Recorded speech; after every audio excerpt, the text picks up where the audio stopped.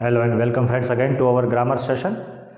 આપણે લાસ્ટ લેક્ચરની અંદર એઝ અ ફંક્શન કમ્પેરિંગ અને as a whole topic degrees of કમ્પેરિઝનનું ડિસ્કશન કરતા હતા. આ ટોપિકને જ આપણે કન્ટિન્યુ કરીએ છીએ. તમે બહુ સારી રીતે જાણો છો તેમ પ્રીવિયસ લેક્ચર્સની અંદર આપણે બે ડિગ્રીઝ વિશે વાત કરી હતી, પોઝિટિવ અને કમ્પેરેટિવ, અને એના examples plus any language items પણ આપણે સમજી ચૂક્યા હતા. આજે આપણે વાત કરવાની છે સુપરલેટિવ ડિગ્રીની. બરાબર છે. સુપરલેટિવ ડિગ્રી એટલે શ્રેષ્ઠતા દર્શક ડિગ્રી. સુપરલેટિવ ડિગ્રીની અંદર શું થશે? ઇફ યુ કેન રિકોલ, જો તમને યાદ હોય તો પોઝિટિવ અને કમ્પેરેટિવ ડિગ્રીઝની અંદર આપણે કોઈ પણ બે વ્યક્તિ, બે વસ્તુ કે બે બાબતોની સરખામણી કરતા હતા. હવે ઇન ધીસ કેસ આ ડિગ્રીમાં મોર ધેન ટુ એટલે કે બે કરતાં વધારે વ્યક્તિ, વસ્તુ કે બાબત હશે ત્યારે જ આપણે આ સુપરલેટિવ ડિગ્રીનો યુઝ કરી શકશું. That is a compulsory thing. આ એક બહુ અનિવાર્ય બાબત છે. કોઈ પણ બે બાબતોની સરખામણીમાં ક્યારેય સુપરલેટિવ ડિગ્રી વપરાશે નહીં. આટલી વસ્તુ આપણે યાદ રાખશું. ઓકે, ચાલો. બેથી વધુ વ્યક્તિઓ, વસ્તુઓ વચ્ચે આપણે જ્યારે સરખામણી કરવી હશે ત્યારે આપણે આ સુપરલેટિવ ડિગ્રીનો યુઝ કરશું. હવે એ જે કમ્પેરિઝન કરીએ છીએ, સરખામણી દર્શાવીએ છીએ, તેમાં કોઈ એકને, એક વ્યક્તિ, વસ્તુ કે બાબતને આપણે અન્ય કરતાં શ્રેષ્ઠ દર્શાવીએ છીએ. એના કરતાં આપણે એને ટોપ મોસ્ટ બતાવીએ છીએ. એટલે આને આપણે શ્રેષ્ઠતા દર્શક, સુપરલેટિવ એવું નામ આપ્યું છે. બરાબર. ગુણની બાબતમાં, વિશિષ્ટતાની બાબતમાં કોઈ એક નામને અન્ય નામ કરતાં આપણે શ્રેષ્ઠ બતાવીએ છીએ. રાઈટ. હવે જેમ પોઝિટિવ અને કમ્પેરેટિવ ડિગ્રીઝની અંદર એની પોતાની લેંગ્વેજ આઇટમ્સ હતી, એમ અહીંયા પણ આપણી પાસે સુપરલેટિવ ડિગ્રીની અંદર ફરી પાછી બે લેંગ્વેજ આઇટમ છે. કેવી રીતે? તો એક તો ધ અને EST અને બીજું ધ મોસ્ટ. અહીંયા આપણે આર્ટિકલ ધ કમ્પલસરીલી યુઝ કરવો પડશે. ધ EST, ધ પછી એડજેક્ટિવ અથવા એડવર્બ અને EST. બીજી લેંગ્વેજ આઇટમ જે છે એમાં આગળ ધ મોસ્ટ લાગશે અને એડજેક્ટિવ અથવા એડવર્બ આપણું પાછળ જતું રહેશે. હવે આપણને એવું ક્વેશ્ચન થશે કે શા માટે આવી બે લેંગ્વેજ આઇટમ આપણે સમજવાની થાય છે? તો તમે કમ્પેરેટિવ ડિગ્રીને યાદ કરો, એમાં પણ આપણી પાસે ER ધેન અને મોર ધેન હતું.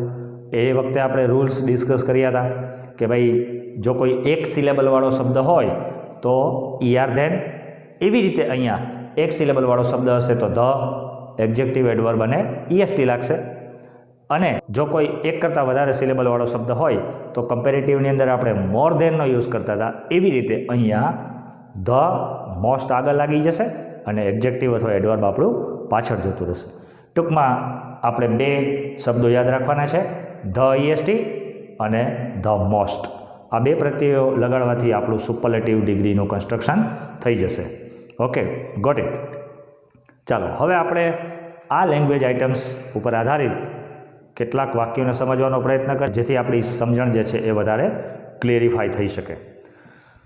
ચાલો, અહીંયા આપણે કેટલાક વાક્ય લખ્યા છે એને ડિસ્કસ કરીએ.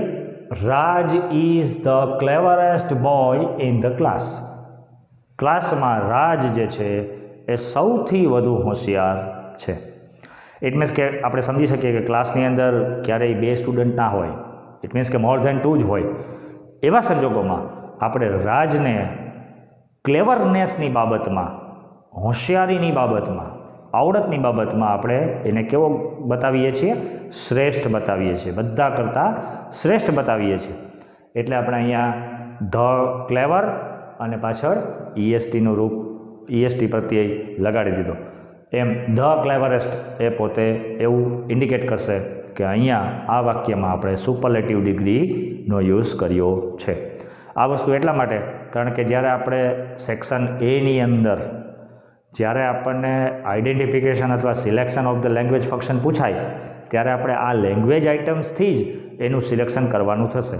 બરાબર. આ વસ્તુ તમે બરાબર, તમને ખ્યાલ જ હશે, તેમ છતાં યાદ રાખવી જરૂરી કે જ્યારે આપણને વાક્યો આપ્યા હોય અને ઉપર બ્રેકેટમાં એ ફંક્શનનું નામ આપ્યું હોય અને એ વાક્યને યોગ્ય ફંક્શન સાથે રિલેટ કરવાનું હોય ત્યારે ઓબ્વિયસલી આપણે એ વાક્યમાં કઈ લેંગ્વેજ આઇટમ યુઝ થઈ છે એની ઉપર ફોકસ કરી અને પછી જ આપણે નક્કી કરી શકીએ.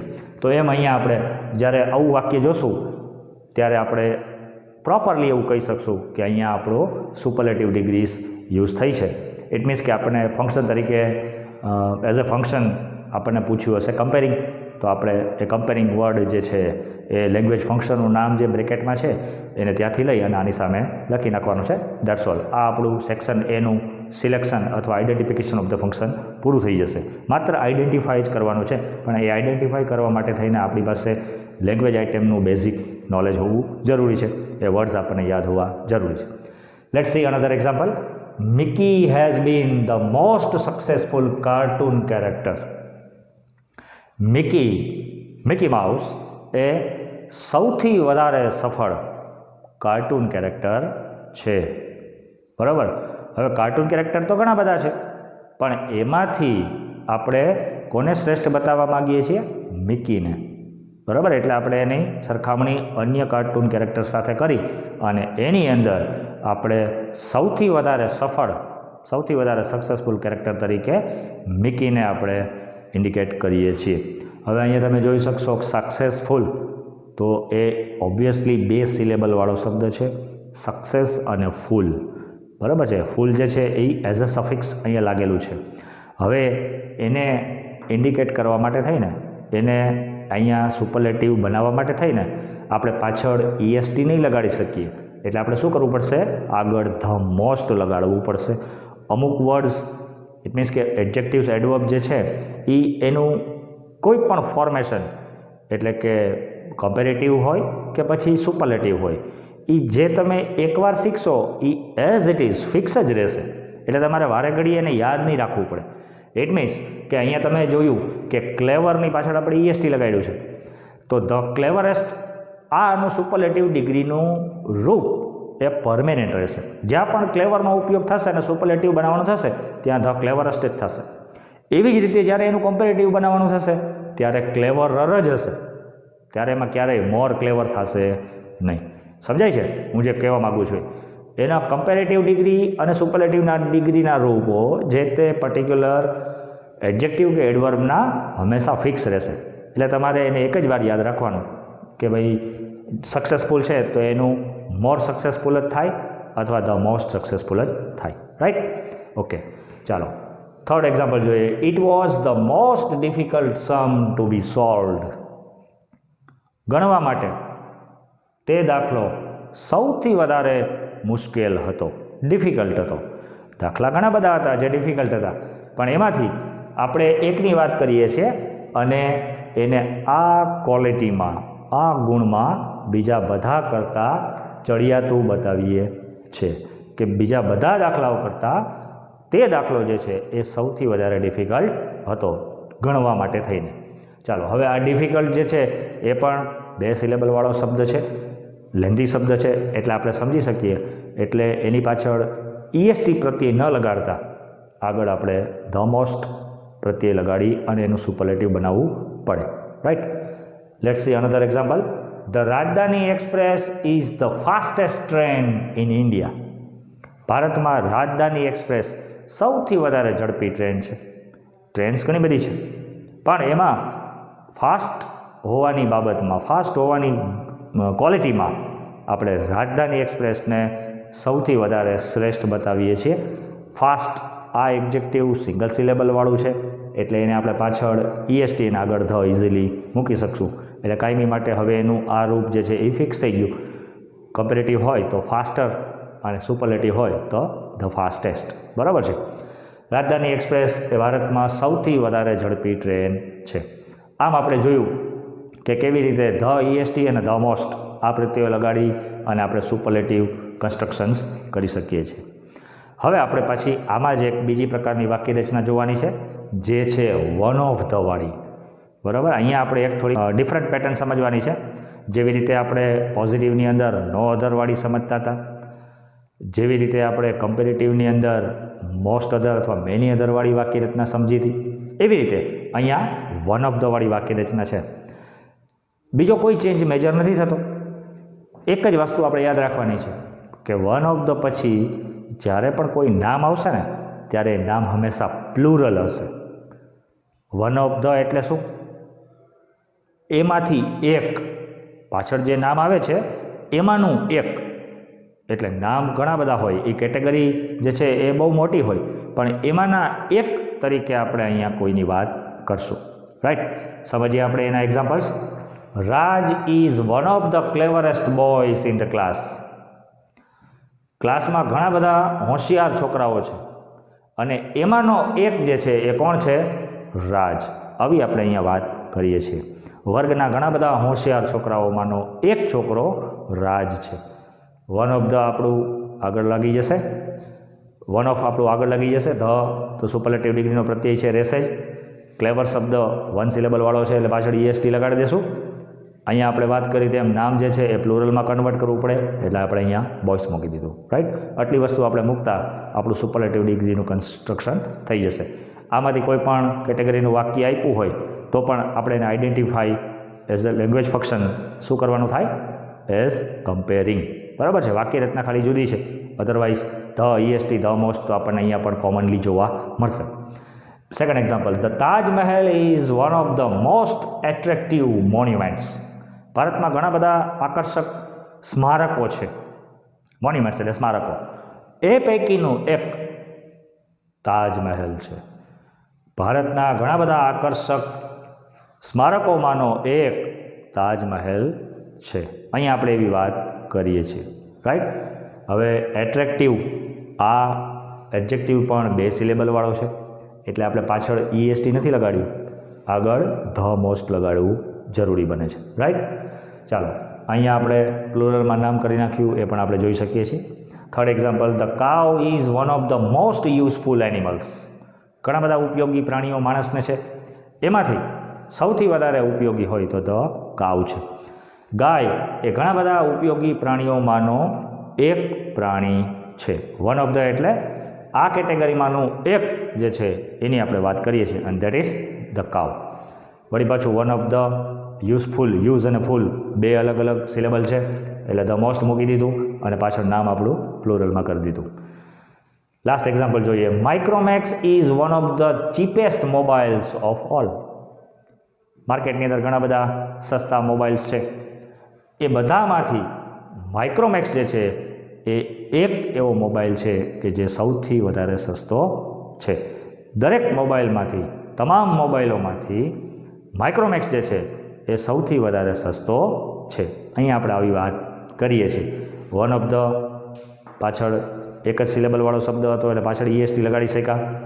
મોબાઈલનું આપણે બહુવચન કરી નાખ્યું મોબાઈલ્સ. રાઈટ? આવી રીતે આપણે જોયું કે 2 અલગ અલગ પ્રકારની વાક્ય રચના આપણે અહીંયા અપ્લાય કરવાની થશે, આપણે સમજવાની થશે. એક આપણી રેગ્યુલર અને બીજી જે છે એ વન ઓફ ધ વર્ડવાળી. રાઈટ? ચાલો, હવે આ ડિગ્રીઝ ઓફ કમ્પેરિઝનમાં કેટલાક રૂપો જે છે એ અનિયમિત રૂપો છે. ઇટ મીન્સ કે આપણે અત્યાર સુધીના એક્ઝામ્પલ્સની અંદર ઘણા રૂપો જે છે એનું પોઝિટિવનું કમ્પેરેટિવ કર્યું, કમ્પેરેટિવનું સુપરલેટિવ કર્યું. એ પણ આપણે જાણીએ છીએ કે ER than, more than, the EST the most લગાડવાથી એનું રૂપ બની જશે, કન્વર્ટ થઈ જશે. પણ આ સિવાય કેટલાક એવા ઇરેગ્યુલર ફોર્મ્સ છે, કેટલાક એવા ઇરેગ્યુલર વિશેષણ છે કે જેનું કન્વર્ઝન એટલે કે જેનું કમ્પેરેટિવ અને સુપરલેટિવ કન્વર્ઝન જે છે એ ફિક્સ છે.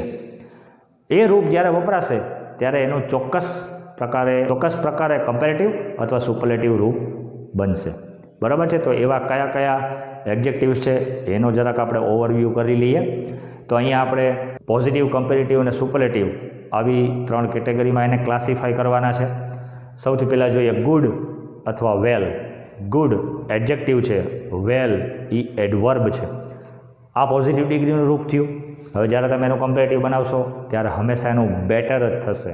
આ શબ્દોનો આપણે ઉપયોગ ઘણીવાર કરીએ છીએ, પણ એ શા માટે છે, કોના ઉપરથી બન્યો છે એ આપણને કદાચ નોલેજ ના હોય.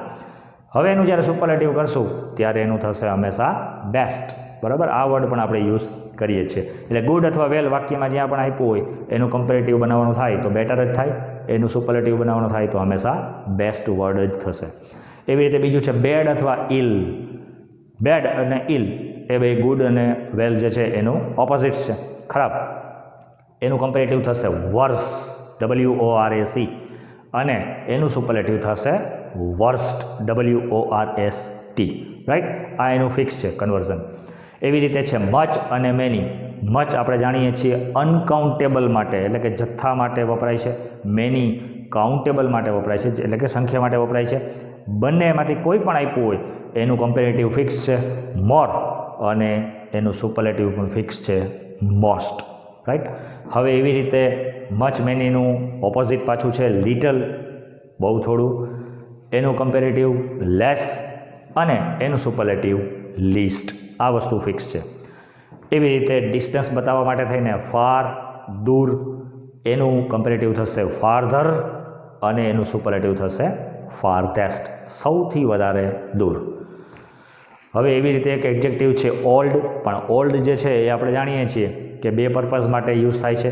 એક પર્પઝ એનો છે ઉંમર કે સગપણ દર્શાવવા માટે, ભાઈ બહેન કે કઝિન્સ જે છે ઉંમરમાં નાના મોટા છે એની વાત કરવી હોય ત્યારે જ્યારે એ ઉંમર કે રિલેશન બતાવશે ત્યારે ઓલ્ડ જે છે એનું થશે એલ્ડર, ઓમાંથી ઈ કન્વર્ટ થઈ જશે અને એનું સુપરલેટિવ થશે એલ્ડેસ્ટ.